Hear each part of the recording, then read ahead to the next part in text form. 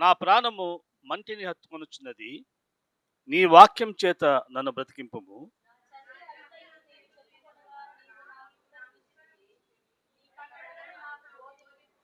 నీ ఉపదేశ మార్గమును నాకు బోధపరచుము. నీ ఆశ్చర్య కార్యములను నేను ధ్యానించెదను.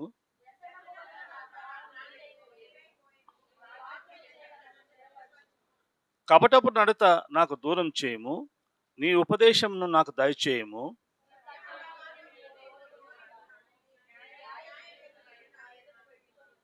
యెహోవా, నేను నీ శాసనములను హత్తుకొని ఉన్నాను. నన్ను సిగ్గుపడనీయకుము.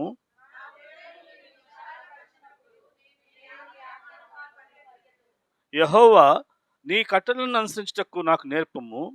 అప్పుడు నేను కరమట్టుకు వాటిని గైకొందును.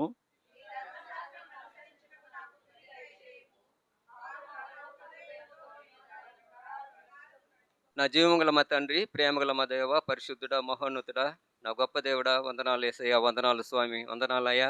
అయా, గత వారమంతా మమ్మల్ని కాచి కాపాడిన ప్రభా, మరొక నూతన విశ్రాంతి దినాన్ని మాకు అందించినందుకు మీకు కోట్లాది వందనాలు, స్తోత్రాలు చెల్లించుకున్నాం నాయన. అయ్యా, మమ్మల్ని మిక్కిలిగా ప్రేమించి ఇంతవరకు మమ్మల్ని సజీవులుగా ఉంచి కాచి కాపాడినందులో కూడా మీకు స్తోత్రాలు, వందనాలు నా ప్రభా. ఉదయ కాలంలో నా తండ్రి ఇంతవరకు మిమ్మల్ని స్తుతించి ఆరాధించి గణపరచడంలో నీ కృపను మాకు దయచేసావయ్యా.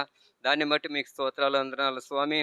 మా స్తుతులపైన ఆసీనుడై ఉండి నాయన నీ ఆత్మను మా పైన కుమ్మరించమని, అయా మందిని నింపుకి నీ ఆత్మని నింపమని కూడా వేడుకుంటున్నాను స్వామి. యేసయ్యా, ఆది నుంచి అంతవరకు మీరే ఆధిపత్యం వహించండి నా తండ్రి. యేసయ్యా, అయా నీ దాసుడు నా తండ్రి వాక్యం అందించబోతుండగా నా ప్రభా, మాకు ఏదైతే అవసరం ఉందో ఆ వాక్యాన్ని మాకు పంచిపెట్టినట్లుగా నీ కృపను దయచేసి నైనా అయా నీ సేవకుని కూడా అభిషేకించమని కూడా వేడుకుంటున్నాను స్వామి.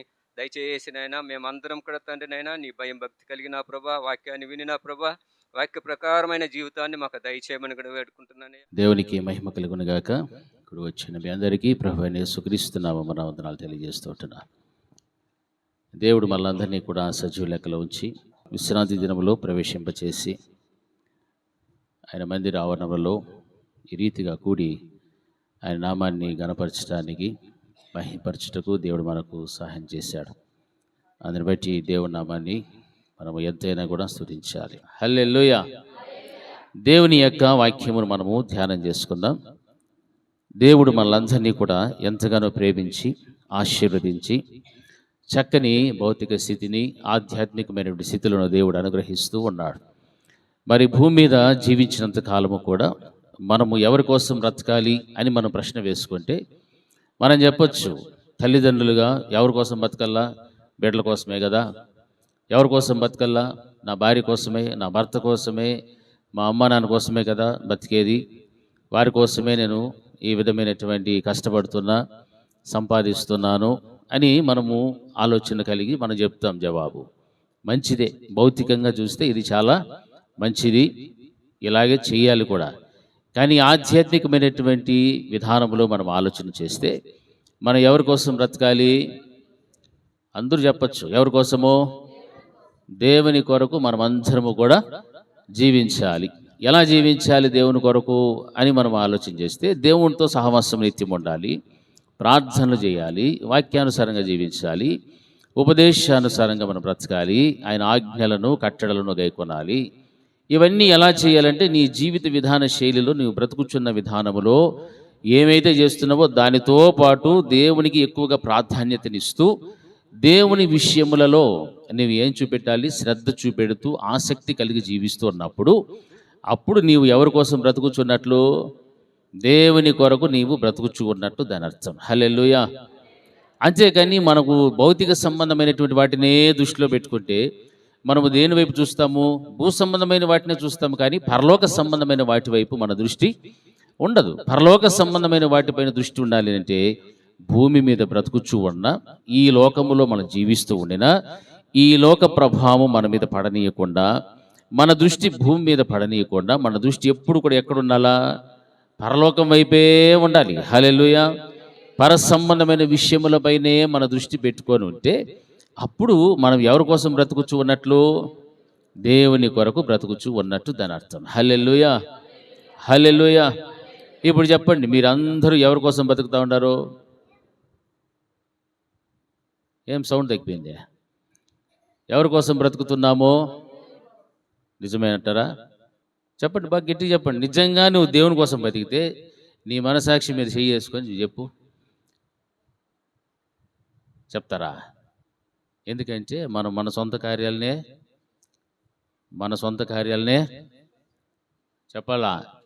మనము మన సొంత కార్యములనే చూచుచూ ఉన్నాము కానీ ఇతరుల కార్యములను, దేవుని కార్యములను మనము చూడడం లేదు.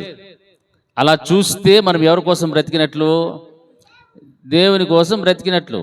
ఎందుకంటే మనం బార్డర్ గీసుకున్నాం కదా, నేను నా ఇంటివారు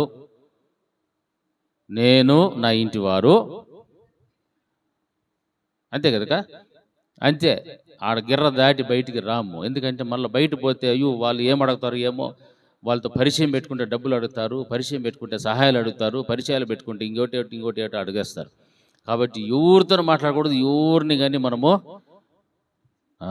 మన పాటికి మనం ఉంటే చాలు. మనం తిన్నామా, హ్యాపీగా ఉన్నామా, పడుకున్నామా, తెల్లారింది అన్నట్టుగా ఉంటే సరిపోతుంది. ఇలా చాలు, ఇంకొకరి గురించి మనకు అవసరం లేదు. కాబట్టి నీ సొంత కార్యాలను చూసుకుంటావు కానీ ఇతర కార్యాలు అనగా దేవుని కార్యములను చూచే విషయములో మనకు ఏమాత్రము కూడా దృష్టి లేదు. హల్లెలూయా. ఏమాత్రము దృష్టి లేదు, ఏమాత్రము ఆసక్తి అంతకన్నా లేదు. హల్లెలూయా, హల్లెలూయా. ఏం చేయాలి దేవుని కార్యాలు అని అంటే మనము ఏమేమి ఆలోచనలు వస్తాయి? దేవుని కార్యాలు ఏం చేయాలి? మనము పరిచర్య చేయాలి మొదట. హల్లెలూయా. భక్తి వేరు, పరిచర్య వేరు. భక్తికి సంబంధించిన విషయాలు వేరు, పరిచర్య సంబంధించిన ఆ కార్యాలు వేరు. మనం అందరము దేవుని కార్యాలు చేయాలంటే మొదట ఏం చేయాలి? మనము ఏం చేయాలా? అందరూ చెప్పచ్చు. ఏం చేయాలా? ఎంతమంది చేస్తున్నారు పరిచర్య? తలకాయలో గోక్కొద్దండి, పేన్లు లేవు, ఊరికేనే గోక్కుంటారు. థో ఎందుకురా ఈ క్వశ్చన్లకి ఆన్సర్ చెప్పాల్సిన పరిస్థితి వస్తూ ఉంది అని చెప్పొద్దండి. పరిచర్య చేసేవాళ్ళు అయితే బాగా సంతోషంగా చెప్తారు. చేయని వాళ్ళే గోక్కొని ఆ పక్క ఈ పక్క దిక్కులు చూసుకొని నువ్వు పోలా కదా, నేను పోలా, నువ్వు రాలా కదా, నేను రాలా, నువ్వు చేయలే, నేను చేయలే, నీకు రాదు, పక్క వాళ్ళకి రాదు. ఏంటి అది? హల్లెలూయా, హల్లెలూయా. మనం ఎంత పరిచర్య చేస్తే అది దేవుని కార్యం.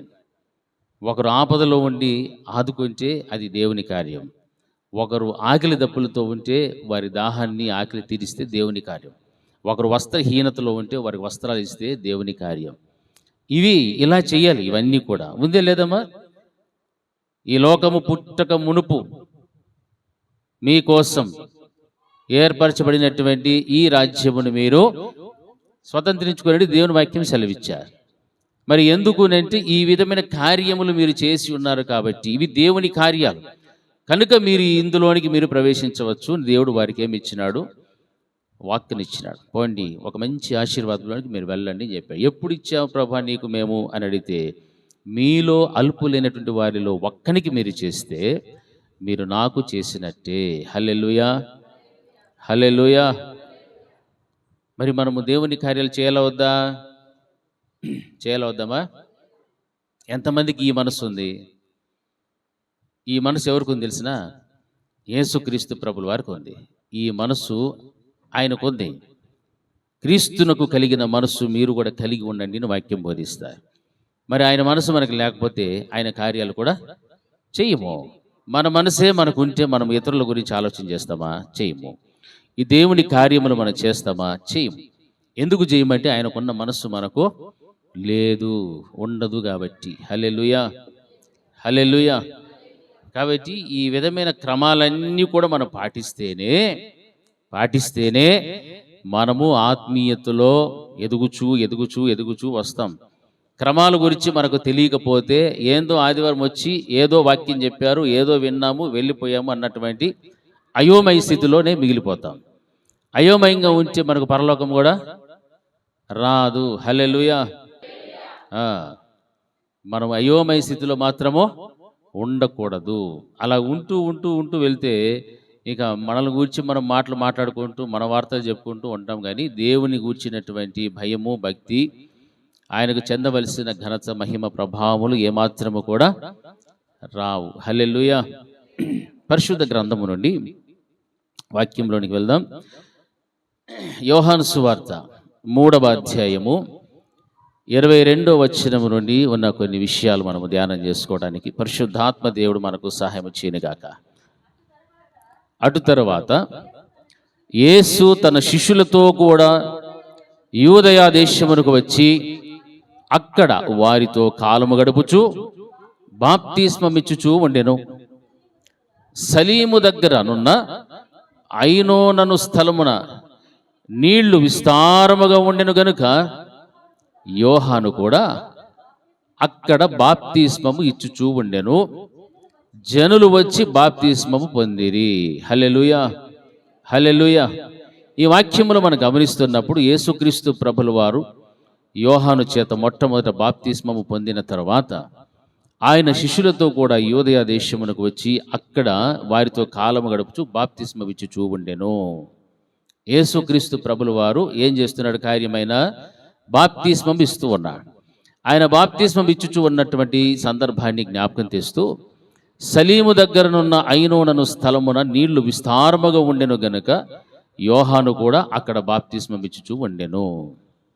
ఈ యొక్క ప్రాంతాలకు ఉన్నటువంటి పేర్లు సలీము, ఐనోను అనేటువంటి మాటలు, పదాలు మనకు కనిపిస్తున్నాయి.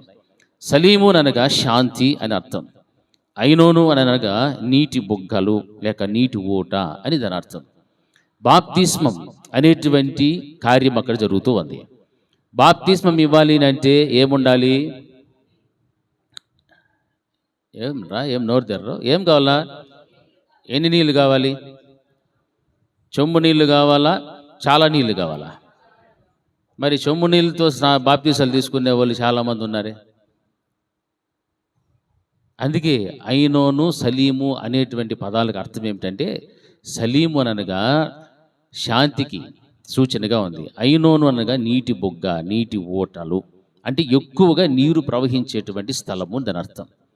బాప్తిస్మం అనేటువంటిది ఇవ్వాలి అంటే నీరు ఎంత కావాలా? చాలా కావాలి.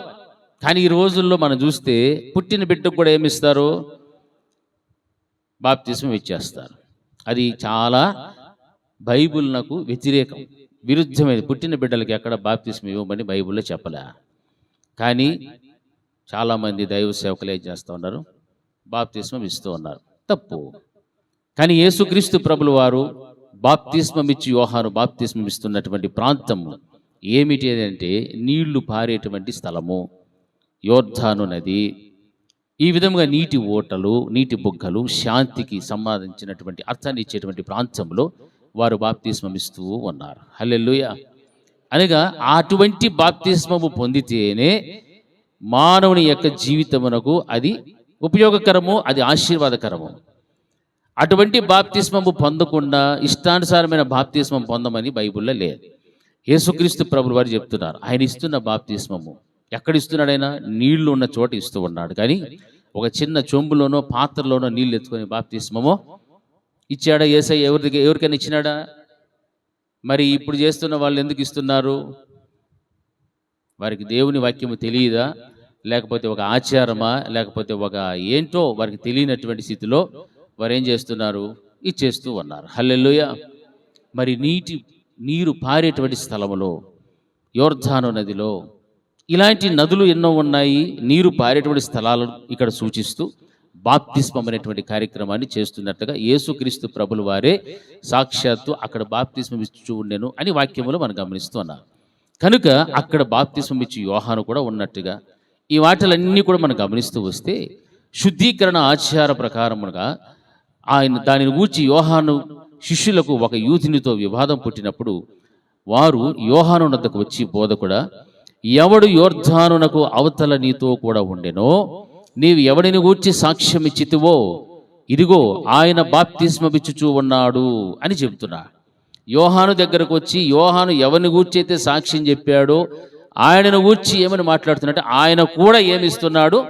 బాప్తిస్మం ఇచ్చుచూ ఉన్నాడు అనేటువంటి మాటలు చెబుతూ ఆయన అవతల బాప్తిస్మం ఇచ్చుచున్నాడు. నీ ఎవని గూర్చి సాక్ష్యం ఇచ్చితివో ఇదిగో ఆయన బాప్తిస్మం ఇచ్చుచున్నాడు, అందరూ ఆయన యొద్దకు వచ్చుచూ ఉన్నారని అతనితో చెప్పెను. హల్లెలూయా, హల్లెలూయా. ఆయనతో చెప్తున్నారు, నువ్వు ఎవరిని గూర్చి సాక్ష్యం ఇచ్చావు? యేసయ్యను గూర్చి సాక్ష్యం ఇచ్చావు. ఆయనను గూర్చి ఏ సాక్ష్యం చెప్పావు అంటే ఇదిగో లోక పాపములను మోసుకొని పోవు, లోక పాపములను మోసుకొని పోవు దేవుని యొక్క గొర్రె పిల్ల. హల్లెలూయా. ఆయన చొప్పుల వారునైనను నేను విప్పటానికి నేను నీటితో బాప్తిస్మం ఇస్తా. ఆయన అగ్నితోనూ నీటితో కూడా ఆయన ఏమిస్తాడు? బాప్తిస్మం ఇస్తాడు. అంత గొప్ప ఉన్నతమైనటువంటి దేవుడు. హల్లెలూయా. నేను ఆయన కంటే ముందుగా జస్ట్ ఒక దూతలాగా వచ్చానంతే. ఆయనను పరిచయం చేయడానికి వచ్చాను ఈ లోకానికి తప్ప ఆయన కంటే నేను గొప్పవాడను కాదు. హల్లెలూయా అనేటువంటి ఆ ఉద్దేశపూర్వకంగా మాట్లాడుతున్నటువంటి మాటలు మనం చూస్తే, అక్కడ వ్రాయబడినటువంటి మాటల్లో చూస్తే, పరలోకము నుండి ఆయన చెప్పిన తర్వాత అందుకు యోహాన్ ఏమంటున్నాడంటే, తనకు పరలోకము నుండి అనుగ్రహింపబడితేనే కానీ ఎవడును ఏమియు పొందనేరడు, నేను క్రీస్తును కాననియు ఆయన కంటే ముందుగా పంపబడిన వాడనే అనియు చెప్పినట్లు మీరే నాకు సాక్షులు. హల్లెలూయా. పెండ్లి కుమార్తె గలవాడు పెండ్లి కుమారుడు అని చెప్తున్నాడు. హల్లెలూయా. అందరూ ఆయన ఎద్దకు వచ్చుచూ ఉన్నారు. ఆయన బాప్తిస్మం ఇచ్చుచూ ఉన్నాడు. ఆయన ఇచ్చిన బాప్తిస్మం ఎటువంటిది? నీళ్లల్లో మునుకు బాప్తిస్మం, ముంపుడు బాప్తిస్మము. ఏ బాప్తిస్మం ఇచ్చాడమ్మా? యేసయ్య ఏ బాప్తిస్మం ఇచ్చాడు? మీకు ఆ పదం తిరగకపోతే మునిగే బాప్తిస్మం అని చెప్పండి. ఏ బాప్తిస్మము? ఎంతమంది మునిగి బాప్తిస్మం తీసుకున్నారు ఇక్కడ ఉన్న వాళ్ళు? మునిగి, నీళ్ళల్లో మునిగి బాప్తిస్మం ఎంతమంది తీసుకున్నారు? Right, very good. చెంబు నీళ్ళతో తీసుకున్న వాళ్ళు ఎవరన్నా ఉన్నారా ఇక్కడ? మన సంఘంలో ఒకరు కూడా ఉండరేమో అని నాకు తెలుసు. మరి ఆ బాప్తిస్మం ఎందుకు ఇస్తారు? అపోస్తుల కార్యములో ఉంది కదా. ఏముంది ఆ బాప్తిస్మము? దేనికి తగిన బాప్తిస్మం అది? మారు మనసుకు తగిన బాప్తిస్మము. మారు మనసుకు తగిన బాప్తిస్మం అనగా మనిషి యొక్క జీవితంలో మార్పు అనేది వచ్చిన తర్వాత ఆ వ్యక్తి నీళ్ళలో ఆ పాత జీవితం అంతటిని కూడా విడిచిపెట్టి పాతిపెట్టి నీళ్ళలో నుండి పైకి వచ్చినప్పుడు నూతనమైన జీవితమును ప్రారంభించాలి. చొమ్ము నీళ్ళతో స్నానం చేస్తామా మనము? ఎన్ని నీళ్ళు కావాలి మనకు? ఎందుకు బకెట్ నీళ్ళు? జస్ట్ స్ప్రే కొట్టుకొని వస్తే బస్ స్నానం అయిపోవచ్చు కదా ప్రకాష్.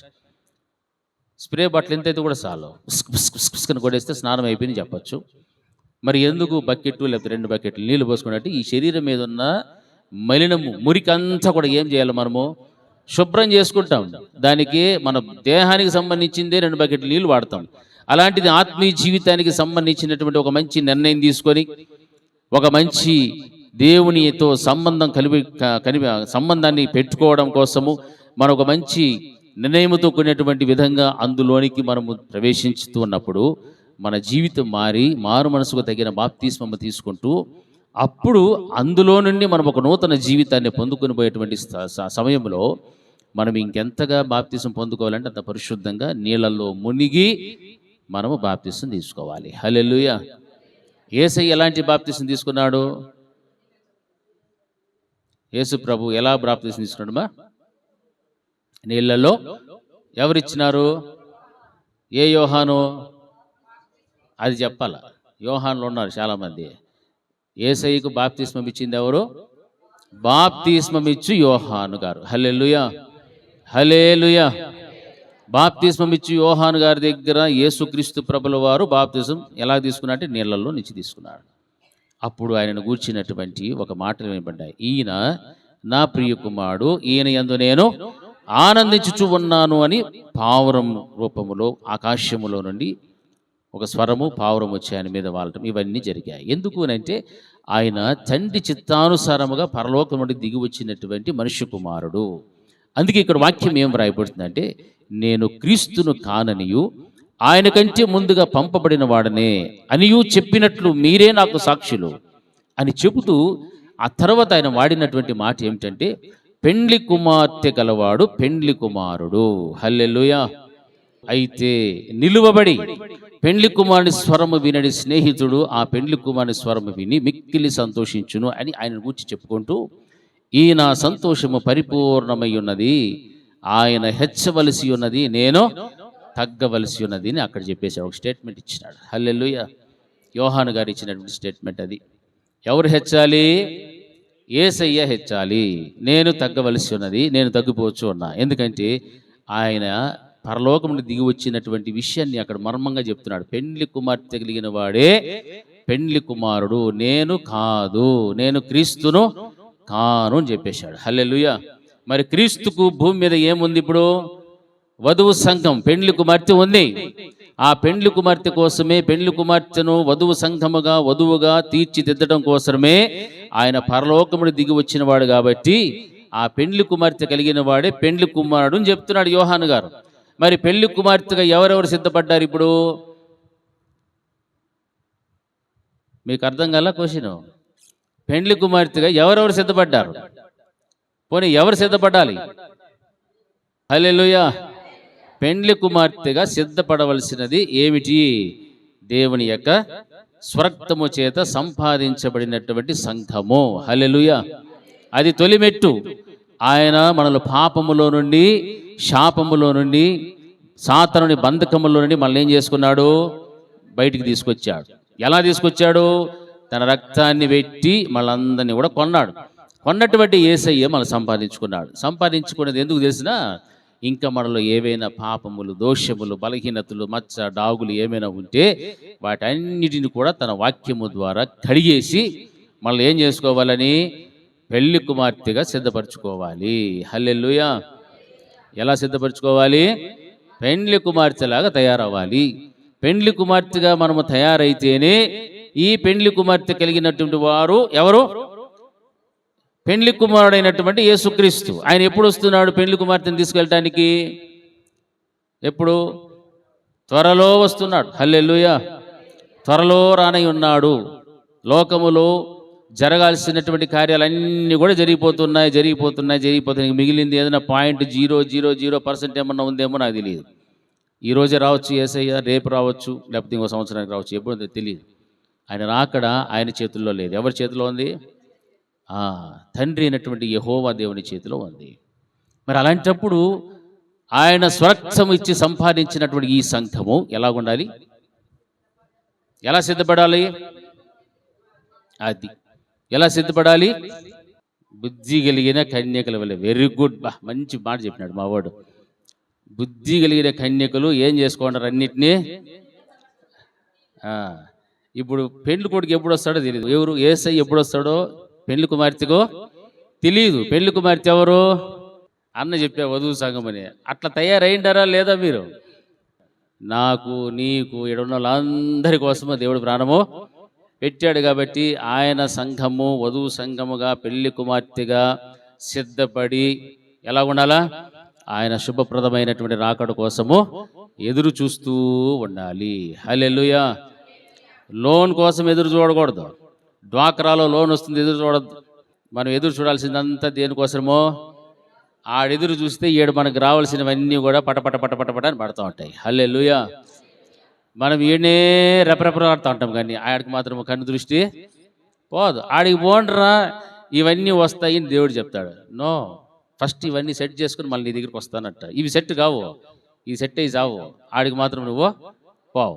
హల్లెలూయా. లింక్ దేవుడు అట్లే పెట్టాడు. ఎట్లా పెట్టాడు? నా వైపు చూస్తే, నన్ను వెతికితే నీకేం కావాలో నేను ఇస్తానని చెప్తాడు. మనం ఏం చేస్తాం? ఉండు స్వామి, ఇవన్నీ సెట్ చేసుకొని మొత్తం అన్నీ చాలా ఉన్నాయి బాధలు, నా చుట్టూ చూడు ఎట్లున్నాయి అని చూస్తావు. ఇవి నువ్వు సెట్ చేయలేవు. నీకు శక్తి చాలదు, నీకు జ్ఞానం చాలదు, నీకు బలం లేదు. ఇవన్నీ చేసేటువంటి దేవుని వైపు చూడు అంటే అక్కడ చూడము.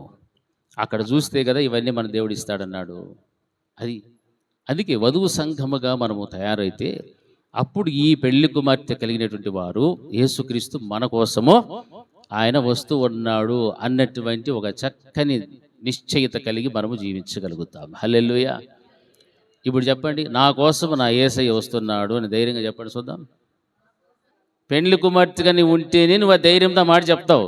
పెండ్లి కుమారుడైనటువంటి యేసుక్రీస్తు నా కోసము వస్తున్నాడు. హల్లెలూయా. హల్లెలూయా. ఆయన కొండల మీద, గుట్టల మీద ఎగిసి పడి వస్తున్నాడు. నన్ను తీసుకుని వెళ్తాడు, నన్ను కలుస్తాడు.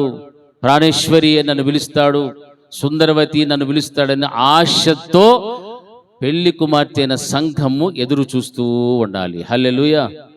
హల్లెలూయా.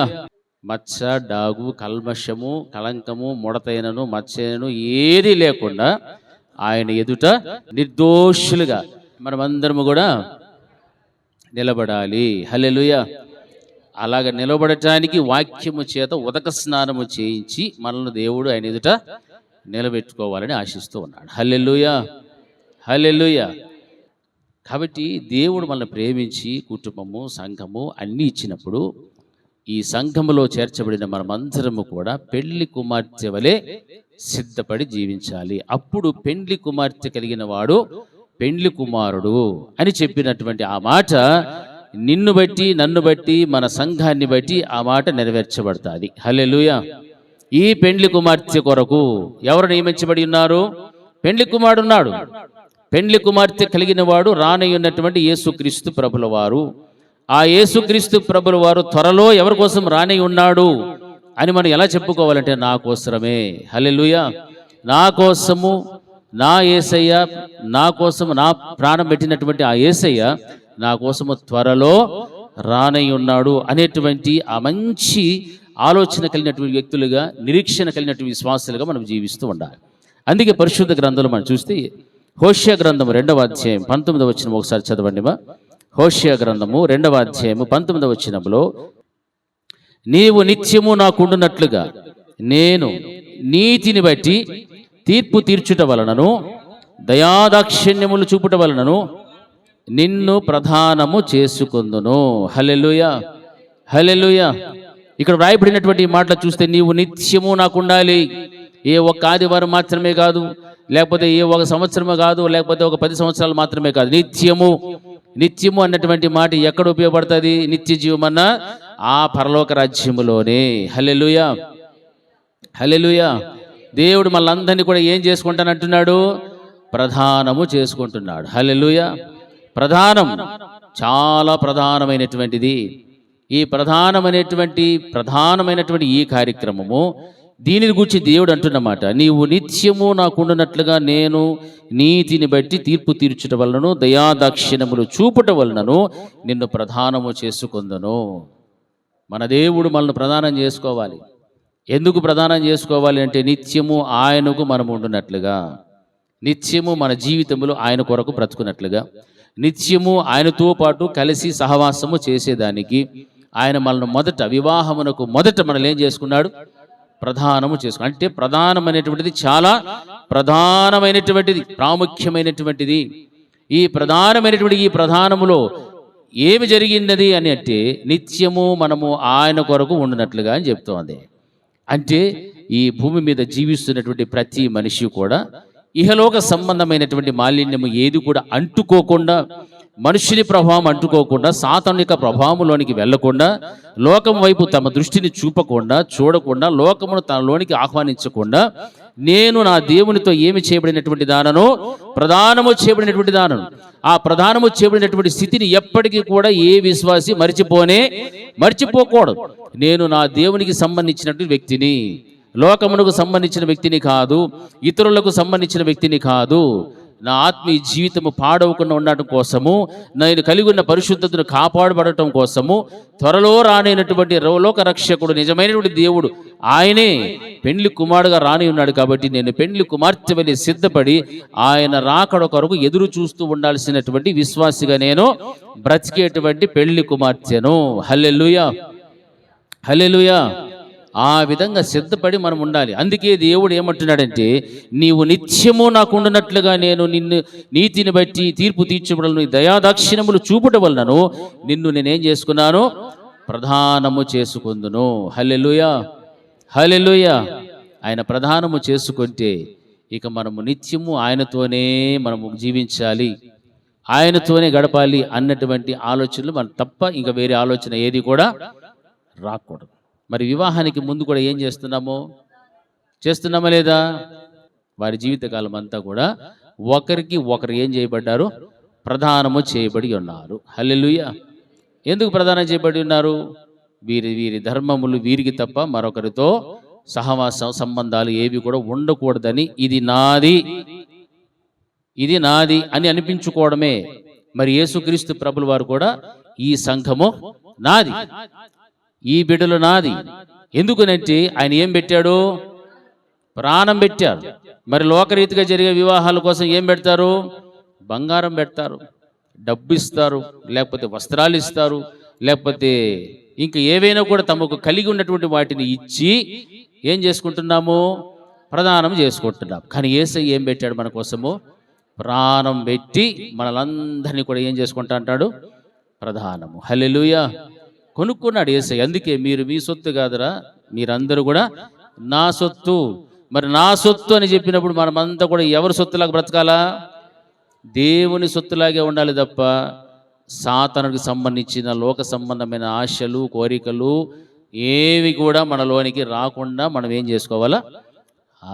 చాలా జాగ్రత్తగా మన ఆత్మీయతను కాపాడుకుంటూ రావాలి. హల్లెలూయా. అందుకే వాక్యం సెలవిస్తున్నటువంటి రీతిగా నీవు నిత్యము నాకు ఉండునట్లుగా నేను నీతిని బట్టి తీర్పు తీర్చుట వలనను దయాదాక్షిణ్యములు చూపుట వలనను. దేవుడు మన మీద దయ చూపిస్తూ నీతిని బట్టి తీర్పు తీర్చుట వలనను మనల్ని ఏం చేసుకుంటాడంటే ప్రధానము చేసుకుంటారని చెప్తున్నాడు. హల్లెలూయా. ఆ రోజున దేవుడు చెప్పిన మాట ఈరోజు మనతో కూడా అదే మాటలు మాట్లాడుతున్నాడు. మరి మనము కూడా దేవునితో వివాహ ఉత్సవములో మనం పాలుపంపులు పొందాలి, పెళ్లి కుమార్తె సంఘం వలె మనము తీర్చిదిద్దబడాలి అని అంటే మనలో ఉన్నటువంటి మడత మచ్చలు ఏవైతే ఉన్నావో వాటన్నిటిని కూడా ఏం చేసేసుకోవాలా? ఏం చేయాలా? తీసేసుకోవాలి. హల్లెలూయా. దేని ద్వారా తీసివేయబడతాయి? వాక్యము చేత ఉదక స్నానము చేసుకోవాలి. వాక్యము అనేటువంటి దాని ద్వారా మనం ఏం చేయాలా? కడగబడాలి. అప్పుడే దేవుని ఎదుట మనం ఎలాగుంటామో నిర్దోషులుగా మనం జీవిస్తాం, నిర్దోషులుగా నిలబడతాం ఆయన ఎదుట. అప్పుడు నిర్దోషులుగా ఉన్న మనల్ని చూచి ఇది నా కొరకు సిద్ధపడినటువంటి వధువు సంఘము. హల్లెలూయా. ఆయన మనము అలంకరించుకొని వెళితే ఇష్టపడడు, బంగారం వేసుకొని పోతే ఇష్టపడడు, మంచి వెలగల దుస్తులు వేసుకొని పోతే ఆయన మనల్ని ఇష్టపడడు. మనల్ని చూచి ఇష్టపడేటువంటిది ఏంటంటే మనము నిర్దోషులుగా ఆయన ఎదుట నిలబడటమే, పరిశుద్ధులుగా ఆయన ఎదుట మనం నిలబడటమే. ఆయనకి ఇష్టమైనటువంటి జీవితమును జీవించిన విధానమును బట్టి ఆయన మనల్ని ఇష్టపడతాడు తప్ప లోక సంబంధమైనటువంటి వాటిని చూచి ఆయన మనల్ని ఒక్కనాటికి ఒక్క క్షణాన కూడా ఆయన ఇష్టపడడు. హల్లెలూయా. ఇది మనం జ్ఞాపకం పెట్టుకోవాలి. ఎందుకంటే ఆయన బాప్తిస్మం ఇచ్చిన విధానం వేరు. ఆ బాప్తిస్మం ఇచ్చిన విధానాలు చూస్తే ఆయన ముంపుడు బాప్తిస్మం ఇచ్చాడు, పాతవి గతించాలి, ఇదిగో హల్లెలూయా కొత్త జీవితం ప్రారంభించాలి. ఆ కొత్త జీవితమును ప్రారంభించినటువంటి నీవు కొత్తగానే దినదినము కనిపిస్తూ ఉండాలి తప్ప మరలా పాత దానిలోనికి వెళ్ళకూడదు. అలా వెళుతూ ఉన్నావు అంటే నీవు తీసుకున్న బాప్తిస్మము సరైన బాప్తిస్మము కాదు, మారు మనసుకు తగిన బాప్తిస్మము అంతకన్నా కాదు. హల్లెలూయా. ఏ చిలకరింపో, లేకపోతే ఏ పెండ్లికి బాప్తిస్మమో, లేకపోతే ఏ నామకర్త బాప్తిస్మమో, లేకపోతే ఏమో పాస్టర్ బలవంతం చేస్తున్నావు ఒక బాప్తిస్మమో, లేకపోతే నా ఫ్రెండ్స్ తీసుకుంటున్నారు అనే బాప్తిస్మం, ఇట్లా బాప్తిసాలు కాదు. నువ్వు బాప్తిసం తీసుకుంటే ఎలాంటి బాప్తిసం తీసుకోవాలా? మారు మనసుకు తగిన బాప్తిస్మము. హల్లెలూయా. యేసయ్య ఇస్తూ ఉన్నాడు. పెండ్లి కుమార్తె కలిగిన వాడు పెండ్లి కుమారుడు అని యోహాను యేసయ్యను గూర్చి ఆ సాక్ష్యము చెప్తున్నాడు. మరి ఎందుకు ఆ మాట చెప్పాడంటే సంఘాన్ని ఉద్దేశిస్తూ. యోహాను వచ్చింది సంఘం కోసం కాదు, రానయ్యున్నటువంటి క్రీస్తును పరిచయం చేయడం కోసం వచ్చాడు. బాప్తిస్మం ఇచ్చాడు. నేను తగ్గవలసి ఉన్నది, ఆయన హెచ్చవలసి ఉన్నది అని వాక్యం చెప్పేశాడు. హల్లెలూయా. అలా చెప్పి వెళ్ళిపోయాడు. ఆ తర్వాత క్రీస్తు ప్రభువు వారు చేసినటువంటి కార్యాలను గురించి చూస్తే మనలను ఆయన ప్రధానము చేసుకున్నాడు. ఎందుకంటే ఆయన పెండ్లి కుమారుడు, ఆయన పెండ్లి కుమార్తె కలిగిన వాడు. పెండ్లి కుమార్తె కలిగిన వాడు కాబట్టి ఆయనకు పెండ్లి కుమారుడు అనేటువంటి పేరు వచ్చారు. మరి ఈ రోజున పెండ్లి కుమారుడు కోసం నీవు ఎదురు చూస్తున్నావు, కానీ పెండ్లి కుమార్తెగా తయారవలసినటువంటి బాధ్యతను మరిచిపోయి ఆ విధంగా ఆయుత్తపడాల్సినటువంటి నీవు ఇంకా లోకంలోనే జీవిస్తూ లోకాశలనే చూస్తూ లోకం వైపే నీ దృష్టిని పెట్టి నువ్వు బ్రతుకుచూ ఉంటే పెళ్లి కుమారుడు వచ్చేటువంటి సమయము ఎవరికి తెలియదు. ఆయన రహస్యంగా రాబోచు ఉన్నాడు, దొంగ వలె వస్తానని చెప్తున్నాడు. మరి అటువంటి ఆ మహాభయంకరమైనటువంటి ఆ దినాన్ని నీవు ఎదుర్కొన్నప్పుడు నీలో సిద్ధపాటు గనక లేకపోతే, నీలో ఆ విధమైనటువంటి జీవితం గనక లేకపోతే 100% భూమి మీదనే విడివబడతావు తప్ప ఎత్తబడే అవకాశం 1% కూడా లేదు. హల్లెలూయా. అప్పుడు మనం అనుకోవచ్చు, నేను లోకరీతిగా చాలా హెచ్చింపబడ్డాను, నాకు చాలా ధనం ఉంది, ఆస్తి ఉంది, అవి ఉన్నాయి, ఇవి ఉన్నాయి అని మనము అనుకొని ఎందుకు నా దేవుడు నన్ను విడిచిపెట్టాడు, ఎందుకు దేవుడు నన్ను మర్చిపోయాడు అని మనం అనుకోవచ్చు. లేదు, అవి ఏవి కూడా దేవునికి అక్కర లేదు. హల్లెలూయా, హల్లెలూయా. దేవుని వాక్యంలో ఒక మాట ఉంది, గుర్రాలను బట్టి కానీ నరుల కాలి సత్తువును బట్టి దేవుడు ఆనందించువాడు కాదు అని చెప్పి వాక్యం ఉంది. ఉందా లేదమ్మా? ఉంది. మరి దేని బట్టి ఆనందిస్తాడంటున్నాడు? ఆయన యందు భయభక్తులు కలిగిన వారి ఎడలను, ఆ తర్వాత ఆయన కృప కొరకు కనిపెట్టు వారి యందు యెహోవా ఆనందించువాడై ఉన్నాడని వాక్యం సెలవిస్తాడు. మరి నిన్ను చూచినప్పుడు ఈ క్వాలిటీలు లేకపోతే ఆయనకు ఆనందం లేదు, ఆయనకు సంతోషం లేదు. కాబట్టి నిన్ను బట్టి ఆయన ఆనందించలేదు కనుక నిన్ను ఇక్కడే విడిచిపెట్టి వెళ్ళిపోతాడు. హల్లెలూయా. అందుకే వాక్యములో మనం చదువుతున్నప్పుడు వాటిని గ్రహించాలి. దేవుడు ఏ వాక్యము ద్వారా ఎలా నాతో మాట్లాడుచున్నాడని నువ్వు ఆలోచన చేయాలి. బ్రతుకు మారకపోతే మనం విడవబడతామే, ఆ నిత్యత్వాన్ని పోగొట్టుకుంటామే అని నీలో భయం అనేది పుడితే మరలా మరలా మరలా లోకం వైపు నీ దృష్టి పోదు. నీవు తీసుకున్న బాప్తీసానికి నువ్వు న్యాయం చేస్తావు. బాప్తీసం తీసుకున్నప్పుడు బాగానే ఉండిండొచ్చు, ఒకవేళ మధ్యలో మరలా అపవాది అయిన సాతానుడు నిన్ను ప్రేరేపించి ఉండొచ్చు, మనుషులు నిన్ను ప్రేరేపించి ఉండొచ్చు, లేకపోతే లోకమే నిన్ను ఆకర్షించి ఉండొచ్చు.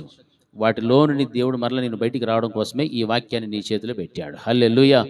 ఈ వాక్యాన్ని నువ్వు ధ్యానం చేయి, ఈ వాక్యానుసారంగా బ్రతుకు, ఉపదేశానుసారంగా జీవించడానికి ఇష్టపడు. నీ మొదటి స్థితి ఎలాగ, నీ వైరాగ్యము, నీ ప్రార్థన, నీ భక్తి ఎలాగుందో మరలా ఆ భక్తి జీవితంలో దేవుడు నేను తీసుకొని ఆయనతో పాటు తీసుకెళ్ళిపోతాడు. హల్లెలూయా.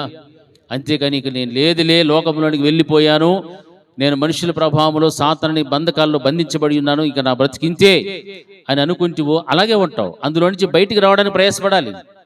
బయటికి రావడానికి ప్రయాసపడితేనే దేవుడు నిన్ను కనికరించగలుగుతాడు. ఆయన శిష్యులు మునిగిపోతున్నప్పుడు ప్రభువా అని అరిచారు లేదా? అప్పుడు దేవుడు కనికరం చూపెట్టాడు లేదా? చూపెట్టాడు. పేతురు మునిగిపోసాగాడు. దేన్ని చూసి మునిగిపోయాడు? గాలిని చూశాడు, తుఫాను చూశాడు, అనగా లోకానికి సాదృశ్యం. రక్షణను పోగొట్టుకుంటున్నాడు, లోకాన్ని చూచాడు, తనలో ఉన్న విశ్వాసం పోయింది, అవిశ్వాసము లోపలికి వచ్చాడు. మరలా ప్రభులు వారిని అడుక్కున్నాడు. ఆయన చేయి చాపి మరలా పేతురుని లేవనెత్తాడు. తాళపు చెవులు గుర్తు పొందుకున్నాడు. అట్లా ఓడు. హల్లెలూయా. ఇదిగో పరలోకపు తాళపు చెవులు నీ చేతికి ఇస్తాను, తీసుకోపో అన్నాడు. అంతే.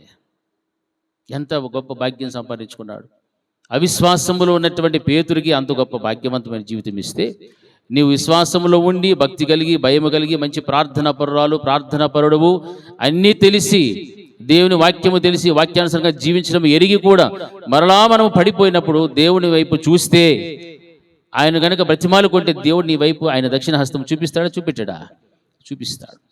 నువ్వు పశ్చాత్తాపడి ప్రభువా నన్ను కనికరించిన ఆయన అని నువ్వు దేవుని మొరపెడితే నిన్ను దేవుడు పడిపోయిన స్థితిలో నుంచి మరలా నిన్ను పైకి లేవనెత్తగలుగుతాడు. హల్లెలూయా, హల్లెలూయా. ఆయనకు అసాధ్యమైనది ఏది కూడా లేదు. అందుకే వాక్యములో వ్రాయబడిన రీతిగా నీవు నిత్యము నాకుండునట్లుగా నేను నీతిని బట్టి తీర్పు తీర్చుట వలనను దయాదాక్షిణములు చూపుట వలన నేనేం చేసుకుంటున్నానంటే నిన్ను ప్రధానము చేసుకుందును. యెహెజ్కేలు గ్రంథము 16:8 చూస్తే, మరియు నేను నీ యొద్దకు వచ్చి నిన్ను చూడగా ఇష్టము పుట్టించు ప్రాయము నీకు వచ్చి ఉండెను గనుక నీకు అవమానము కలగకుండా నిన్ను పెండ్లి చేసుకొని నీతో నిబంధన చేసుకొనగా నీవు నాదానవైతివి. ఇదే ప్రభువైన యెహోవా వాక్కు. హల్లెలూయా, హల్లెలూయా. దేవుడు మనల్ని చూచినప్పుడు, ఆయన మన యొద్దకు వచ్చినప్పుడు ఏమి కనిపించాలా? ఇష్టము పుట్టించినటువంటి ప్రాయము కనబడాలి. ఆ ప్రాయము వచ్చి ఉండెను కనుక ఆయన అంటున్నమాట, నీకు అవమానము కలగకుండా నిన్ను పెండ్లి చేసుకొని నీతో నిబంధన చేసుకొనగా నీవు నాదానవైతివి. ఇది ప్రభు అయినటువంటి యెహోవా వాక్కు. ఆయన మనల్ని చూచినప్పుడు ఇష్టము పుట్టించేటువంటి ప్రాయము మనలో ఉండాలి. హల్లెలూయా, హల్లెలూయా, హల్లెలూయా. ఏ వయసు ఉండాలి మనకు? దేవునికి ఇష్టము పుట్టించే వయసు, ఇష్టము పుట్టించినటువంటి ప్రాయం మనకు ఉండాలి. అప్పుడు దేవుడు మనల్ని ఏం చేస్తా అంటాడంటే, నేను పెళ్లి చేసుకొని ప్రధానము చేసుకుంటాను, అప్పుడు నీవు నాదానమైపోతావు. హల్లెలూయా, హల్లెలూయా, హల్లెలూయా. అంటే ఆ ఇష్టము పుట్టించే ప్రాయము రానటువంటి పరిస్థితుల్లో కూడా చాలామంది ఉన్నారు. కొన్ని సంవత్సరముల తరబడి మందిరానికి రావచ్చు, ఆ వయసు దేవుడు అడగలే, ఆ సమయం అడగలే. దేవుడు నీ దగ్గరకు వచ్చి నిన్ను చూచినప్పుడు ఆయనకి ఏ ప్రాయం కనబడాలా? ఆయనకు ఇష్టము పుట్టించినటువంటి ప్రాయము కనిపించాలి. హల్లెలూయా. ఆయనకి ఇష్టం పుట్టాలి, అంతేగాని మనుషులకు ఇష్టం పుట్టించే ప్రాయములాగా మనం కనపడకూడదు. ఎవరికి ఇష్టం కలగాలి? మనుషులకు ఇష్టము పుట్టించే ప్రాయము దేహ సంబంధమైనది. దేహమును బట్టి దేవుడు మాట్లాడటం లేదు, ఆత్మను బట్టి మాట్లాడుచున్నాడు. ఆయన చూచినప్పుడు నీలో ఉండాల్సిన ఆత్మ ఫలం ఉండాలి. నీలో ఆయన చూచినప్పుడు పరిశుద్ధత ఉండాలి, యథార్థత ఉండాలి. నీతిని బట్టి ఆయన తీర్పు తీర్చేటువంటి దేవుడు, దయాదాక్షిణ్యములు చూపేటటువంటి దేవుడు. ఆయన దయా కనికరము నీ మీదకి రావాలి అని అంటే ఆయన నీ దగ్గరకు వచ్చి నిన్ను చూచినప్పుడు ఆయనకు ఇష్టము పుట్టించినటువంటి ప్రాయము నీకు వచ్చి ఉండాలి. హల్లెలూయా. అంటే నీలో ఏమేమి సంపాదించుకోండాలా? ఇవన్నీ సంపాదించుకోవాలి. ఆత్మఫలాలు ఉండాలి, నీతి న్యాయము అన్నీ ఉండాలి, పరిశుద్ధత ఉండాలి, రక్షణ ఉండాలి, విశ్వాసం ఉండాలి, అన్నీ కూడా వాక్యోపదేశమైనటువంటి జీవితం ఉండాలి. ఇవన్నీ ఉంటేనే నీకు ఒక ప్రాయం వచ్చినట్లు. ఏది ఆ ప్రాయం అంటే దేవునికి ఇష్టము పుట్టించేటువంటి ప్రాయము నీకు వచ్చేది. ఒక 50 సంవత్సరాల నుంచి దేవుని మందిరానికి వస్తూ ప్రార్థన చేయడం రాదు, బైబిల్ చదవడం రాదు అని అనుకుంటే ఆ వ్యక్తికి ఏం రాలేదని? ప్రాయం రాలి, అంటే ఇంకా వయసు రాలేదు దానికి అర్థం. హల్లెలూయా, హల్లెలూయా. మనం ఎంత కాలమైనప్పటికీ కూడా ప్రార్థన చేయడము రాదు, వాక్యాన్ని విన్నా కానీ దాన్ని గ్రహించడం మనకు తెలియదు, లేకపోతే ఇంకేమీ మనకు తెలియదు అనుకోండి. మనం ఇంతకాలము దేవుని మందిరానికి వచ్చి కనీసం ఏమీ సంపాదించుకోకుండా అనగా ఆత్మ సంబంధమైనటువంటి కృపావరములు కానీ ప్రార్థనా జీవితం కానీ ఇవేమి కూడా సంపాదించుకోకుండా మనం బ్రతికితే దానివలన మనకు ఏమి లేదని? ప్రాయము లేదు, అంటే మనకి ఇంకా వయసు రాలేదు. హల్లెలూయా, హల్లెలూయా. ఎంతమందికి ప్రార్థన చేయడం వచ్చు? ఓపెన్ చెప్పండి, పర్లేదు. యథార్థంగా దేవుని మందిరం చెప్పాలి. ప్రార్థన చేయడం ఎంతమందికి రాదు? మనుషులతో మాట్లాడటం ఎంతమందికి వచ్చు? నువ్వు మనుషులతో ఎలా మాట్లాడతావో, ఎలాగ నీ బాధలు చెప్పుకుంటావో అదే విధంగా ఎవరితో చెప్పుకోవాలా? ఎవరితో? కుర్చీలో వాళ్ళు చెప్పాలి. ఎవరితో చెప్పుకోవాలి? కృష్ణప్ప సార్ని అడిగితే ప్రార్థన చేయడం వచ్చా అంటే 3 గంటలకు లేచి నేను ప్రార్థన చేస్తానని చెప్పాను. హల్లెలూయా. వృద్ధాప్యంలో ఉన్నటువంటి వారు 3 గంటలకు లేచి ప్రార్థన చేస్తారు. మరి మిగతా వాళ్ళకి ప్రార్థన చేయడమే రాదు అని అంటే అప్పుడు మనము వయసుకు వచ్చినట్లే లేదా? కనీసం మనకు ఆ ప్రాయం ఉందే లేదా? ప్రార్థన చేసేది రాకపోతే 20 ఏళ్ళ నుంచి మందిరానికి వచ్చి మళ్ళీ దేవుడు మెచ్చుకుంటాడా? ఏం చేస్తాడు చెప్పాలా? ఏం చేస్తాడు? సంకలో పెట్టుకొని నా బుజ్జి కన్నా నీకు ఇంకా ప్రార్థన రారా పోతే రారా భుజం మీద వేసుకొని నెత్తి పెట్టుకోపోతాడా? అంటే ప్రార్థన అంటే దేవునితో మాట్లాడటమే మనం ప్రారంభించలేదు దాని అర్థం. దేవునితో ఎలా మాట్లాడాలో తెలియదు. మరి ఆయన మన దగ్గరకు వచ్చి చూసినప్పుడు ఆయనకు ఇష్టము పుట్టించినటువంటి ప్రాయము మనకు ఉండాలి. సంఘములో ఉన్నటువంటి ప్రతి ఒక్కరికి ప్రార్థన చేయడం రావాలి. ఆ చివరిలో కూర్చున్నటువంటి వ్యక్తి దగ్గర నుంచి నా దగ్గర వరకు అందరికీ ప్రార్థన చేయడము రావాలి. హల్లెలూయా, హల్లెలూయా. వచ్చే వారిని నా కంటికి కళ్ళు తెసి చూస్తే ఎవరు కనిపిస్తే వాళ్ళు పిలుస్తే ప్రార్థన చేస్తున్నా అని చెప్తాను. మీకు వచ్చినట్లే ప్రార్థన చేయండి. దేవుడు మిమ్మల్ని ఏమంటాం, నేను ఏమంటాం, సంఘంలో ఉండే వాళ్ళు కూడా ఎవరు ఏమంటాం. అర్థమైందా? ముసలోళ్ళు పిలుస్తుందా, పిల్లోళ్ళు పిలుస్తుందా, ఎవరినంటే వాళ్ళు పిలుస్తుందా? ఏం వాళ్ళు ఎవరు పిలిస్తే వాళ్ళు వచ్చి ఏం చేయాలా? ప్రార్థన చేయాలి. కొంతమంది బైబిల్ చదువుతూ గడగడగడగడ పడతారు. అట్లే తప్పులు చదివి వస్తారు. పర్వాలేదు, అలా చదువుతూ పోతే అలవాటు అవుతుంది. దేవుడు నీతో మాట్లాడటం ప్రారంభమవుతుంది. హల్లెలూయా, హల్లెలూయా. నువ్వు భూమి మీద ఏ పుస్తకం చదివినట్లే ఉంటుంది, కానీ ఈ యొక్క పరిశుద్ధ గ్రంథాన్ని చదివితే దేవుడు నీతో మాట్లాడేటువంటి గ్రంథం ఏదైనా ఉంది లోకం అంటే అది పరిశుద్ధ గ్రంథమైన బైబిల్. హల్లెలూయా, హల్లెలూయా. గిడి చెప్పాలి హల్లెలూయా. నీతో మాట్లాడే గ్రంథం ఏది? పరిశుద్ధ గ్రంథమైన బైబిల్. ఇది దేవుని యొక్క మాటలు, దేవుని హృదయం. నువ్వు దీన్ని చదువుతూ ఉంటే ఆయన నీతో మాట్లాడడం ప్రారంభిస్తాడు. దాని అర్థం నువ్వు దీన్ని చదవకపోతే ఆయన నీతో మాట్లాడతాడు, నువ్వు ఆయనతో మాట్లాడాలి. మరి ఇలాంటి కార్యాలు ఏమీ చేయకుండా పోతే ఆయన నిన్ను ప్రధానము చేసుకుంటానని చెప్తున్నాడు. దేవుడు నిన్ను పెళ్లి చేసుకుంటానని చెప్తున్నాడు. నీ దగ్గరకు వచ్చి చూసినప్పుడు నీకు ఇష్టము పుట్టించినప్పుడు ప్రాయం అని చెప్తున్నాడు దేవుడు. ఇష్టం పుట్టించేటువంటి ప్రాయమే నీకు ఇంకా రాలేదు అంటే ఆయన వచ్చేస్తాడు. వివాహకాలం దగ్గర పడుతూ ఉంది. వివాహకాలం దగ్గర పడుతున్న దానికి సూచనలు భూమి మీద అన్నీ జరిగిపోతూ ఉన్నాయి. మరి జరిగిపోతూ ఉన్నా కానీ నీలో ప్రాయం వయసు రాలేదు అని అంటే నీకెంత మాత్రము భయము భక్తి లేదు అని అర్థం. దేవుడు అంటే ఇష్టం లేదు. దేవుని యొక్క ఆత్మ సంబంధమైన కార్యాలలో నేను ఉండాలి, ప్రార్థనలో ఉండాలి, వాక్యోపదేశంలో ఉండాలి, ఉపదేశాంతంగా బ్రతకాలి, ఉపవాసాలు ఉండాలి, విశ్వాసంలో ఉండాలి, రక్షణలో ఉండాలి అన్నటువంటి ధ్యాస నీకు ఏమి లే. ఇంకా నామకర్తంగా బ్రతుకుతూ రెండు పడవ మీద కాలేసుకొని ఒకవైపు విగ్రహారాధన, మరొక వైపున నిజ దేవుడిని ఆరాధిస్తూ అటు పోవాలో ఇటు పోవాలో తెలియనటువంటి అయోమయమైన స్థితిలో జీవిస్తూ దేనిని కూడా ఎదిరించలేక, శోధనలు జయించలేక, భర్తలను జయించలేక, భర్తల కోసం ప్రార్థన చేయలేక, వారి కోసం ఉపవాసాలు ఉండలేక, వాళ్ళతో కలిసి ఏకమైపోయి అంతా ఎక్కబడితే అటు అయోమయంలో బ్రతుకుచు ఉన్నటువంటి క్రైస్తవ జీవితాన్ని దేవుడు ఒక్కనాటికి మెచ్చుకోడు. హల్లెలూయా, హల్లెలూయా. మీరు ఎలా ఉండాలి అంటే ఆయన మన దగ్గరకు వచ్చి చూచినప్పుడు ఆయనకి ఏం కలగాల? ఇష్టం ఉండాలి. ఇష్టము పుట్టించినటువంటి ప్రాయము అని చెప్తున్నాడు. హల్లెలూయా. ఏ ప్రాయం ఉండాలా? ఇష్టము పుట్టించినటువంటి ప్రాయం ఉండాలి. ఆ ఇష్టము పుట్టించినటువంటి ప్రాయం ఉంటేనే అప్పుడు ఆయన నీ యొద్దకు వచ్చి చూచినప్పుడు ఆయన నీకు అవమానము కలగకుండా నిన్ను పెళ్లి చేసుకుంటాడు, నీతో నిబంధన చేసుకుంటాడు. అప్పుడు నీవు ఆయన దానివైపోతావు. హల్లెలూయా. మనమందరం కూడా దేవుని సొత్తుగా మార్చబడిపోవాలి. మన సొత్తే, కానీ ఆయనకి ఇష్టం పుట్టించేటువంటి సొత్తుగా మారాలి, ఆయన దానిగా అయిపోవాలి ఈ సంఘము అన్న ఆశ ఉందే లేదా? ఎంతమందికి ఉంది? కొంతమందికి లేదు. హల్లెలూయా, హల్లెలూయా. వాక్యం ఏమంటుందిమా? నేను నిన్ను పెళ్లి చేసుకున్నాను, నీకు అవమానం కలగకుండా. వయసు వచ్చిన దానికి పెళ్లి చేయకపోతే ఏముంటుంది? అర్థం కదా మీకు? మన ఇంట్లో ఒక కుమార్తె కుమారుడు ఉన్నారు అనుకుంటాం, వయసు వచ్చేసి అది పెళ్లి చేయలేదనుకో ఏముంటుంది మా? తల్లిదండ్రులకు ఏముంటుంది? అవమానం ఉంటుందా ఉండదా? ఆ వ్యక్తులకు కూడా ఏముంటుంది? నాకు ఇంకా పెళ్లి కాలేదు, నాకు ఎవరు పెట్టనేలేదు, నాకు ఎవరు సెట్ కాలేదు, బాధ ఉంటుందా ఉండదా? అవమానం పడుతుంటారు లేదా?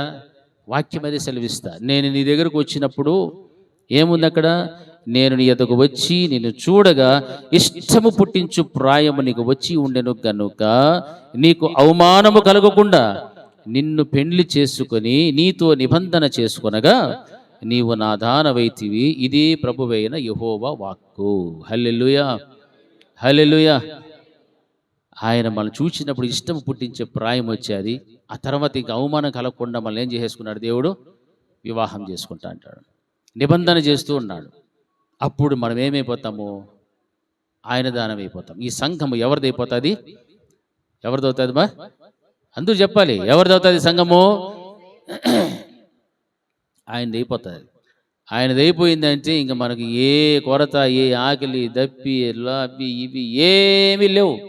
నిత్యము నాకుండునట్లుగా నేను నిన్ను ప్రధానము చేసుకొందును, ప్రధానము చేసుకొని ఉన్నాను.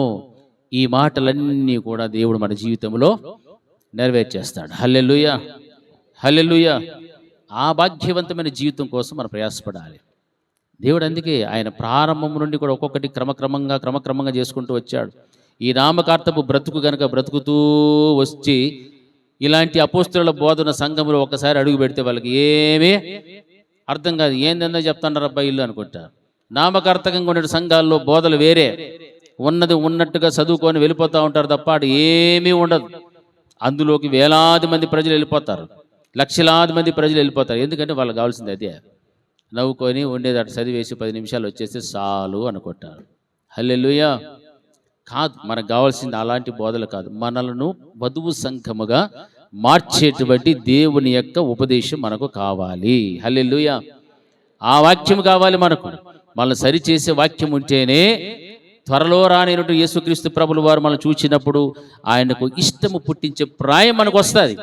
ఊరికే పైన పొడి మాటలు చెప్పుకుంటూ వెళ్ళిపోతే నీకు ప్రార్థన వస్తుందో రాదో తెలియదు, వాక్యానుసారంగా జీవిస్తున్నావో లేదో తెలియదు, నువ్వు ఎవరివో తెలియదు అన్నట్టుగా సేవకుడు విశ్వాసి ఉంటే వారి మధ్య ఏ విధమైనటువంటి సంబంధం లేకపోతే విశ్వాసి ఎలా ఉన్నాడో కాపరికి తెలియదు, కాపరి ఎలా ఉన్నాడో విశ్వాసికి తెలియదు. ఏం బోధిస్తున్నారో వానికి అర్థం కాదు, ఏమి వినాలో తెలియదు. ఏమీ తెలియదు, అయోమయం అంతా కూడా. అలాంటి సంఘాల్లో మనం ఉంటే పరలోకానికి ఒకరోజు కూడా ఎత్తబడలేరు. కానీ ఈ రోజున చాలామంది కొన్ని వేల లక్షల మందిని అలాంటి తప్పుడు బోధలు బోధిస్తూ అలాంటి మార్గాలు నడిపించుకుంటూ వెళ్ళిపోతున్నారు. వాడు వాని ముందున సంఘం కూడా సరిచేయాలి, అందరినీ కూడా సరిచేయాల్సిందే. ములాజా ఏమి లేదు, చిన్న పెద్ద ధనిక పేద అనే తేడా లేకుండా దేవుని వాక్యం అందరికీ సమానమే. నాకు మీకు అందరికీ ఒకటే చెప్పాలి, ఒకే వాక్యం. నాకు వేరే వాక్యము, మీకు వేరే వాక్యం కాదు. నాకైనా నీకైనా మనందరికీ కూడా ఒకటే వాక్యం. అందుకే దేవుడు చెప్తాడు, ఆయన మన దగ్గరకు వచ్చి చూచినప్పుడు మనకు ఆయనకు ఇష్టము పుట్టించినటువంటి ప్రాయం మనకు ఉండాలి. ఇదే ఈ భక్తికి సంబంధించిన విషయంలో మనం ఎదుగుచూ ఉంటేనే అప్పుడు వివాహ కాలం వచ్చినప్పుడు ఆయనకు ఇష్టము పుట్టించినటువంటి ప్రాయం మనకు వస్తుంది. హల్లెలూయా. అప్పుడు మనల్ని ఏం చేస్తాడు దేవుడు? అవమానం కలగకుండా మనల్ని పెళ్లి చేసుకుంటాడు, మనతో నిబంధన చేస్తాడు. అప్పుడు మనం ఎవరి వాళ్ళం అయిపోతామో? క్రీస్తు ప్రభుల వారికి సంబంధించిన వ్యక్తులం అయిపోతాము. హల్లెలూయా. ఫిలిప్పీలకు రాసిన పత్రిక 2వ అధ్యాయం 2వ వచనంలో ఒక మాట రాయబడింది చూడండి. అలా కావాలి అంటే మనమందరము కూడా సంఘములో వాక్యమును వింటున్నప్పుడు ఎలా జీవించాలి? మీరు ఏక మనస్కులగునట్లుగా ఏక ప్రేమ కలిగి ఏక భావము గలవారుగా ఉండి ఒక్కదాని యందే మనసుంచుచు నా సంతోషమును సంపూర్ణము చేయుడి. హల్లెలూయా. ఎలా ఉండమంటున్నాడు? సంఘంలో ఏక మనసు ఉండాలి, మనకు ఏక ప్రేమ ఉండాలి, ఏక భావము, ఒకే దాని యందు మనసు పెట్టుకోవాలి. అప్పుడు మనము ఏం చేస్తాము? దేవుని యొక్క సంతోషమును సంపూర్ణము చేసినట్టు దాని అర్థము. హల్లెలూయా. ఇవన్నీ మనలో ఉండాలి. ఏక మనసు, ఏక ప్రేమ, ఏక భావము, ఇవి కలిగి ఉంటే వాక్యము సెలవిచ్చిన రీతిగా ఆ విధంగా మనం బ్రతికితేనే అప్పుడు దేవునికి ఏం కలుగుతుందంటే, ఒకే దాని మీద మనసు ఉంచితే నా సంతోషమును మీరు సంపూర్ణము చేయుడి అని చెప్తున్నాడు. మరి ఆయన సంతోషాన్ని మనం సంపూర్ణము చేసే బిడ్డలుగా ఉండాలంటే మనలో ఏముండాలా? మొదటిది ఏక మనసు ఉండాలి. హల్లెలూయా. ఏక మనసు ఉండాలి, ఏక ప్రేమ ఉండాలి, ఏక భావము గలవారిగా ఉండాలి. అప్పుడు ఒకే దాని మీద మనం ఏం చేస్తామో మనసు ఉంచుతాం. నాదొక మనసు, నీదొక మనసు, వాళ్ళదొక మనసు, వీళ్ళదొక మనసు ఉంటే అక్కడ దేవుని యొక్క సంతోషము సంపూర్ణము కాదు. హల్లెలూయా. హల్లెలూయా. దేవునికి సంపూర్ణమైన సంతోషం కలగదు. ఎవరి వలన? ద్విమనస్కుల వలన, త్రిమనస్కుల వలన, రకరకాలైనటువంటి ప్రేమలు కలిగిన వారి వలన, రకరకములైన భావములు కలిగిన వారి వలన, రకరకములైన మనస్తత్వము కలిగిన వారి వలన, రకరకాల మీద మనసు పెట్టుకున్న వారి వలన దేవునికి సంతోషము సంపూర్ణము కాదు. అయితే ఆయన ఏంగా వస్తున్నాడు? ఇప్పుడు పెండ్లి కుమారుడుగా వచ్చేస్తా ఉన్నాడు. మరి పెండ్లి కుమారుడుగా వచ్చేస్తున్నప్పుడు మనం ఇంకా ఏక మనసు లేకుండా ఏక ప్రేమ భావము ఒకే దాని మీద మనసు కనుక పెట్టుకోకుండా ఉంటే ఆయన చూస్తాడు, ఇది గందరగోళంతోనే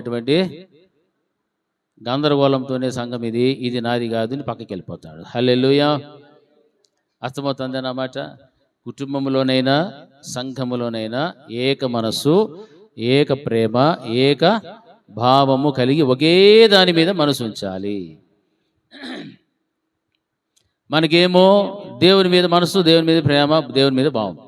భర్తలకేమో లోకం మీద మనసు, లోకం మీద ప్రేమ, లోకం మీద భావాలు. అందుకే స్త్రీలు ఎక్కువ మంది ఇక్కడ కనిపిస్తారు. పురుషులు అవుట్ ఆఫ్ ది చర్చ్, సంఘమునకు వెలుపట. ఏడుంది ఏక మనసు? ఆడే పోయిందా?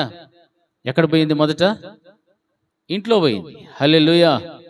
మన ఇంట్లోనే ఏక మనసు లేదు, ఏక ప్రేమ లేదు, ఏక భావం లేదు, ఒకే దాని మీద మనసు మనకు లే. మరి ఇంట్లోనే మనము ఇలాగ రకరకాలైన మనస్తత్వాలు ఉంటే ఈ రకరకాల మనసులు ఏటకొస్తాయి? సంఘంలోకి వస్తాయి. ఈ సంఘంలో ఇంకెన్ని రకాలు అవుతాయి? ఇన్ని రకాలతో ఏగాల్సింది ఎవరు? మనము సంఘంలోనికి రాకమునుపు మన కుటుంబంలో ఏక మనసు, ఏక ప్రేమ, ఏక భావము, ఒకే దాని మీద మనసు ఉంచగలిగినటువంటి విశ్వాసులమే అయితే సంఘంలోనికి వస్తే కూడా సంఘములో ఉన్న ప్రతి కుటుంబము కూడా ఏమైపోతారు? ఏక మనస్కులు అయిపోతారు, ఏక ప్రేమను చూపెడతారు, ఏక భావము కలిగి ఉంటారు, ఒకే దాని మీద మనస్సును ఉంచుతారు. అలా ఉంటేనే మన దేవుని యొక్క సంతోషమును మనం ఏం చేసిన వాళ్ళము, సంపూర్ణము చేసిన వ్యక్తులము. హల్లెలూయా, హల్లెలూయా. ఆయన సంతోషాన్ని సంపూర్ణము చేయాలన్నటువంటి ఆశ, తపన నీకు ఉండాలి. ఆ నిర్ణయంతో నీ వెళ్ళాలి. ఈ రోజున ఇక్కడ నుండి నా కుటుంబంలోనైనా సంఘములోనైనా ప్రభువా నా వలన నీకు సంపూర్ణమైన సంతోషము ఉండాలి, కలగాలి అనేటువంటి ఆ మంచి బ్రతుకు నాకు ఈ స్వామిని పోవాలి. ఇంట్లో భర్తదో మనసు, భార్యదో మనసు, భార్యదో ఒక ప్రేమ, భర్తదో ఒక ప్రేమ, వాళ్ళిద్దరిది వేరు వేరు భావాలు, వేరు వేరు వాటి మీద మనసు. అలాగ ఉంటే దేవునిని గుర్తుపెట్టుకోవాలి. ఆయనకు కలగాల్సిన సంతోషములో నీవు సంపూర్ణము చేయటానికి నిన్ను బట్టి నీవే అడ్డుబండగా ఆటంకము కలిగిస్తూ ఉన్నావు అని దాని అర్థం. హల్లెలూయా. దేవునికి నా వలన ఏం కలగాల? ఏం సంతోషమా? అది సంపూర్ణ సంతోషం కలగాలంటే నీకేముండాలా? ఒకే దాని మీద హల్లెలూయా, హల్లెలూయా. అప్పుడు దేవుని సంతోషాన్ని మనం ఏం చేసినట్లు? అది అప్పుడు నువ్వేమిగా తయారయ్యావు? ఇప్పుడు అది వధువు సంఘం, పెళ్లి కుమార్తెలాగా తయారైపోయినావు. ఏం సరేనా? పెళ్లి కుమార్తెలాగా తయారయ్యావు. ఎందుకంటే నిన్ను బట్టి దేవునికి ఏమి ఇస్తున్నావు? సంతోషం ఇస్తున్నావు. ఆ సంతోషం కూడా అర్రా కొర్రా కాదు, సంపూర్ణ సంతోషము. నీ కుటుంబంతో కలిసి కుటుంబం అంతా ఇక్కడ వచ్చి కూర్చుంటే దేవునికి ఏమొస్తుంది? సంపూర్ణ సంతోషం. నీ కుటుంబం అంతా కూడా దేవునితో నిత్యము సహవాసము, దేవునికి సంపూర్ణ సంతోషం. ఆయన నిత్యము నాకుడున్నట్లుగా నేను నిన్ను ప్రధానము చేసుకున్నాను, పెళ్లి చేసుకున్నాను, నీకు అవమానం కలగకుండా చేసుకుంటున్నాను దేవుడు చెప్తే, నీ పెళ్లి వద్దు, నీ ఎంగేజ్మెంట్ వద్దు, నువ్వు వద్దు పో అన్నట్లుగా నాకు వేరే వాళ్ళతో ఎంగేజ్మెంట్ అయింది, వేరే వాళ్ళు నేను పెళ్లి చేసుకోకుండా, వేరే వాళ్ళతో నా సావాసాలు, వేరే వాళ్ళతో నా బతుకు, నా జీవితము అంటే మనకేమొస్తుందమ్మా? అదే వచ్చేది. హల్లెలూయా, హల్లెలూయా, హల్లెలూయా. మరి మనకు అవమానం కావాలా? ఆశీర్వాదం కావాలా? ఆశీర్వాదం కావాలంటే ఏం చేయాలా? దేవుడు మనం చూసినప్పుడు ఆయన సంతోషము సంపూర్ణమైపోవాలి. ఆయన మన దగ్గరకు వచ్చి చూసినప్పుడు ఇష్టము పుట్టించిన ప్రాయము, ఏ ప్రాయం అది? ఇష్టం పుట్టించే ప్రాయం అంటే మనలో దేవుడు కోరుకునే ఆత్మ ఫలాలు, పరిశుద్ధత, నీతి, యథార్థత, ఇవన్నీ ఉండాలి. హల్లెలూయా. మనం చూచిన వెంటనే దేవునికి ఏం పుట్టాలా? దయ పుట్టాలి, దయ, ఇష్టం పుట్టాలి. ఇది ఎవరిలో మనం చూసామని చెప్పండి? హల్లెలూయా. రాజు ఎస్తేను చూసినప్పుడు ఆయనకి ఏం పుట్టాది? దయ పుట్టారు. ఆమె చూడటానికి ఎలా ఉంది? చక్కనిది. హల్లెలూయా. సౌందర్యవతి. ఆయన పెట్టినటువంటి ఏమి వాళ్ళ, ఏ స్నోలు సెంట్లు ఏమి వాళ్ళ, అయినా కానీ చాలా సౌందర్యంగా కనిపించేది. అందుకే రాజు చూచిన వెంటనే ఆయన రాజదండము ఎవరి వైపు చూపెట్టాడు? ఎస్తేరు వైపు చూపెట్టాడు. హల్లెలూయా. ఆ విధముగా మనల్ని చూచిన వెంటనే ఇదిగో ఇదే నా వధువు సంఘము. హల్లెలూయా. ఇదే నా వధువు సంఘము. ఇదిగో పెళ్లి కుమారుడికి నేను వచ్చాను, ఎందుకంటే నాకు పెళ్లి కుమార్తె ఇక్కడ ఉంది. హల్లెలూయా. కాబట్టి పెండ్లి కుమార్తె కలిగిన వాడు పెండ్లి కుమారుడు. అర్థమైందా? పెండ్లి కుమార్తె కలిగిన వాడే పెళ్లి కుమారుడు. ఆ పెళ్లి కుమారుడు కోసము ఈ పెండ్లి కుమార్తె సిద్ధపడి ఎదురు చూస్తూ ఉండాలి. హల్లెలూయా. ఆ విధంగా మనము ఆయత్తపడి ఆయన రహస్య రాకడ కొరకు, శుభప్రదమైన రాకడ కొరకు మనమందరము ఎదురు చూచుదుముగాక. ఆమేన్. అందరము కూడా కళ్ళు మూసుకుందాం, ప్రార్థన చేసుకుందాం. మహోన్నతులైనటువంటి మా దేవా, మీకు స్తోత్ర ప్రభా. మీ మాటలతో మీరు మమ్మల్ని అందరినీ కూడా దర్శించినందులకు మీకు స్తోత్రాలు చెల్లిస్తూ ఉంటున్నాం. మీరు నమ్మదగినటువంటి దేవుడవు, కృపగలిగిన దేవుడు నాయన. పెళ్లి కుమారుడుగా రానినటువంటి మిమ్మల్ని ఎదుర్కోవటానికి పెళ్లి కుమార్తె వలె సిద్ధపడిన సంఘముగా మేము ఉండాలి. ఆ విధంగా ప్రభా మమ్మల్ని ఆయుత్తపరచండి. మాలో ఉన్న ప్రతి బలహీనత నుంచి మీరు మాకు విడుదల కలుగు చేయండి. పెళ్లి కుమారుడుగా మీరు రాబోతూ ఉన్నారన్న మాట మేము వింటున్నాము, చెబుతూ ఉన్నాము, కానీ పెళ్లి కుమార్తెగా సిద్ధపడి ఉన్నామా లేదా అన్నటువంటి విషయాన్ని మర్చిపోయి నామకార్థపు క్రైస్తవ జీవితమును జీవిస్తున్నటువంటి వారు ఎంతోమంది బ్రతుకుచూ ఉన్నారు. అటువంటి బ్రతుకుల్లోనే మమ్మల్ని తీసివేయి, మమ్మల్ని సరిచేయండి.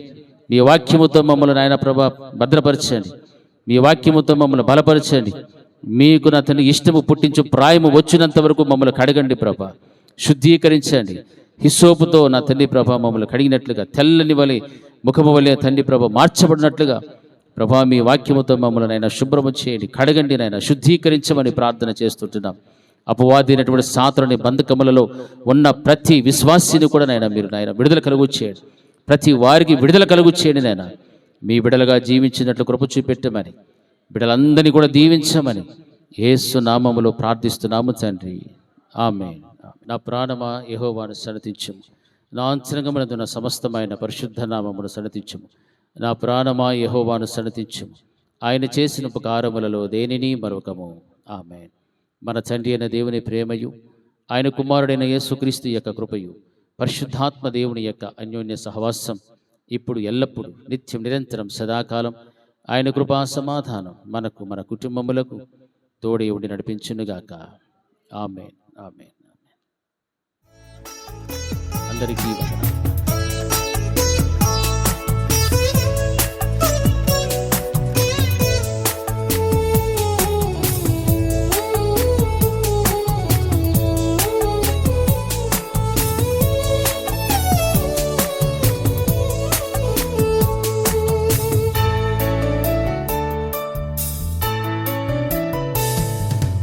ఆరాధనకు యోగ్యుడా, నిత్యము స్తుతించెదను. నీ మేలులను మరువకనే ఎల్లప్పుడు స్తుతి పాడెదను. ఆరాధనకు యోగ్యుడా, నిత్యము స్తుతించెదను.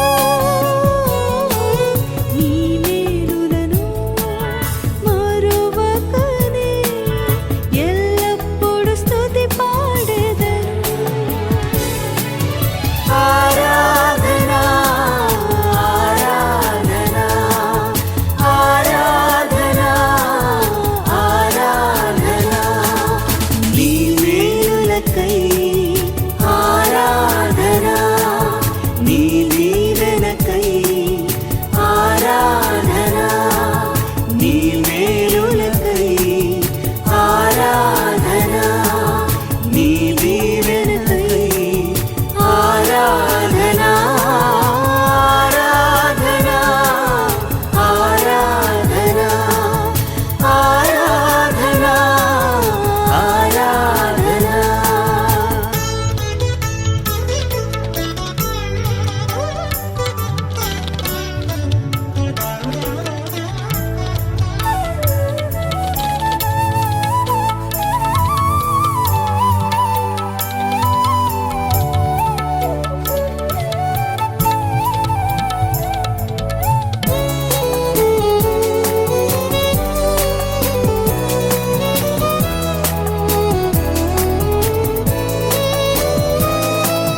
దినమెల్ల నీ చేతులు చాపి నీ కౌగిలిలో కాపాడుచుంటివే.